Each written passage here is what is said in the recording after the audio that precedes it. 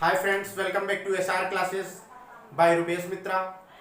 आज हम इंग्लिश के 9th 10th क्लास के chapter sentence and their kinds के बारे में देखेंगे।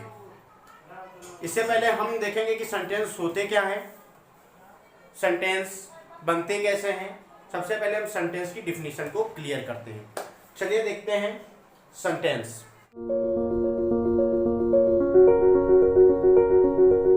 चलिए देखते हैं सेंटेंस क्या होते हैं। जैसे हमने एक एग्जांपल लिखा है, he is going to Delhi, वह दिल्ली जा रहा है। He is going to Delhi. अगर जो हम इसको सिंगल लेते हैं तो ये एक वर्ड हुआ, या इसको हम सिंगल लेंगे ये भी एक वर्ड हुआ। ऐसे इनको अगर जो हम सिंगल लेंगे ये भी एक वर्ड हुए। अब हम देखते हैं कि जब कई वर्ड आपस में मिल गए तो जो ये पूरा बना ये हमारा सेंटेंस कहलाया। इट मीन्स कि जो वर्ड्स का ग्रुप होता है, जो शब्दों का समूह होता है, वही सेंटेंस कहलाता है। एक वर्ड था, दूसरा वर्ड, तीसरा वर्ड, चौथा वर्ड, पांचवा वर्ड, ये जब वर्ड पूरा ग्रुप बनाता है तो जो बनता है वही सेंटेंस कहलाता है। अब हम इस सेंटेंस में देखेंगे कि सब्जेक्ट क्या होता है एंड प्रेडिकेट क्या होता है। चलिए देखते हैं। चलिए अब हम देखते हैं parts of sentence. Parts of the sentence, sentence को कितने भागों में बांटा गया है या सेंटेंस के कितने प्रकार होते हैं देखते हैं। पहला भाग सब्जेक्ट एंड दूसरा भाग प्रेडिकेट। अब सब्जेक्ट क्या होता है, प्रेडिकेट क्या होता है, ये जानना बहुत जरूरी है। चलिए देखते हैं। जैसे हमारे पास एक एग्जांपल लिखा है, she is singing a song. She is singing a song. She and ये इतना इज सिंगिंग ए सॉन्ग, मतलब जो सी है यानी वह, ये क्या हो गया सब्जेक्ट। इसको हम सब्जेक्ट का भाग दे देते हैं, नाम दे देते हैं। और जो हेल्पिंग वर्ब से लेकर सिर्फ पीछे तक का भाग होता है उसको हम सिंपल भाषा में प्रेडिकेट कह सकते हैं। प्रेडिकेट कह सकते हैं कि सी इज सिंगिंग ए सॉन्ग, तो जो सी सब्जेक्ट था। अब यहाँ पर बहुत से बच्चे ये कंफ्यूज हो जाते हैं, इनको सब्जेक्ट पता ही नहीं चलता है कौन सा सब्जेक्ट है। चलिए इसको हम क्लियर करते देखते हैं। पहले हम इसकी हिंदी निकालते हैं। वह गाना गा रही है, वह गाना गा रही है।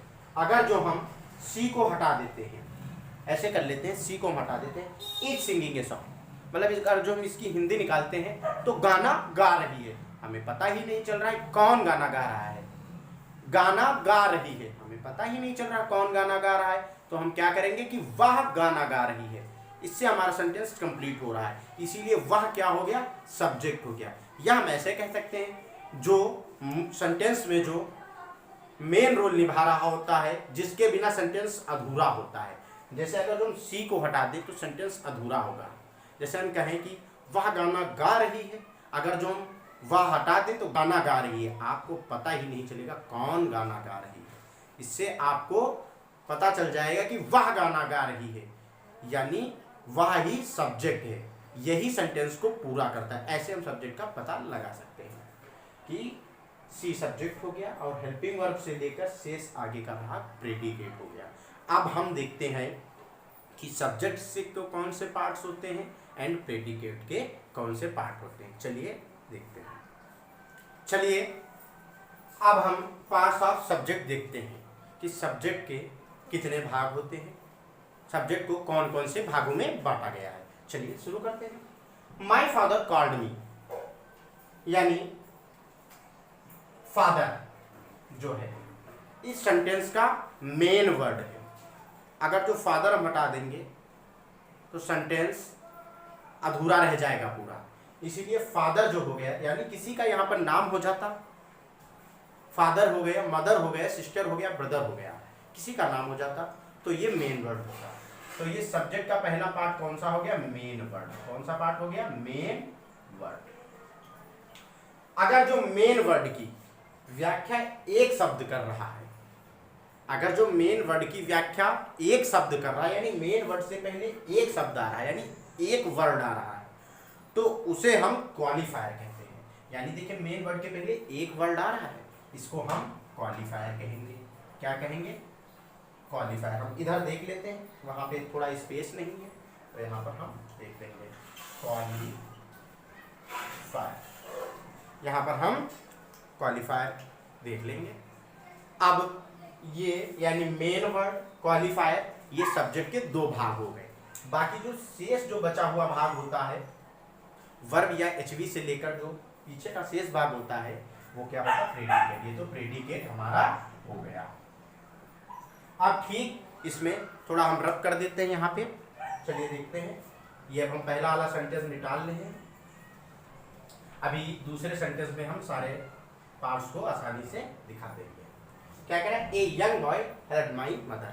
अभी मैंने क्या कहा? उसमें फादर आया था। अभी मैंने क्या कहा? फादर आए, मदर आए, बॉय आए, गर्ल आए, ये क्या होते हैं? ये मेन वर्ड होते हैं। तो इसमें बॉय आ रहा है तो क्या हो गया? ये मेन वर्ड हो गया। चलिए देखते हैं। मेन वर्ड यानी मुख्य शब्द, मेन वर्ड। अगर जो मेन वर्ड के पहले जो सबसे पहले शब्द आता है, ये देखिए मेन वर्ड के पहले शब्द आ रहा है, लेकिन इसमें मेन वर्ड की व्याख्या दो शब्द कर रहे हैं। मेन वर्ड की व्याख्या इसमें दो शब्द कर रहे हैं। तो जो पहला शब्द है उसको हम क्वालिफायर कहेंगे, जैसे आपको पता था, अभी हम बता चुके हैं। क्वालिफायर कहेंगे उसको। और जो उसके बाद का जो शब्द होता है उसको हम डिटरमाइनर कहेंगे। चलिए देखते हैं। ये रहा डिटरमाइनर। MINER।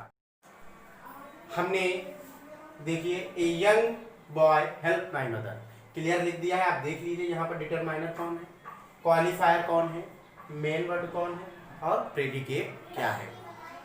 अब हम पार्ट्स ऑफ प्रेडिकेट देखेंगे।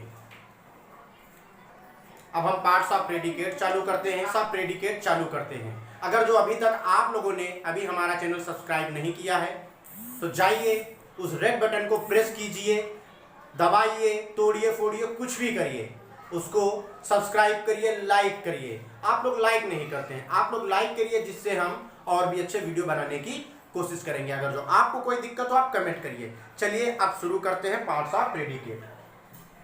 ही give me a gift. He तो आपको पता ही ये सब्जेक्ट है, तो इससे हमको कोई लेना देना नहीं, क्योंकि हम सब्जेक्ट देख ही चुके हैं। गिव, ये क्या हो गया?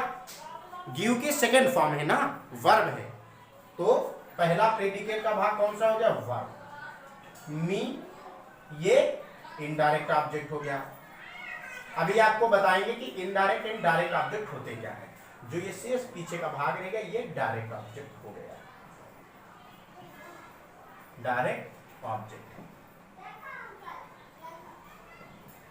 देखिए, वर्ब हो गई, इनडायरेक्ट ऑब्जेक्ट हो गया, डायरेक्ट ऑब्जेक्ट हो गया, यानी ये तीनों भाग प्रेडिकेट के हैं।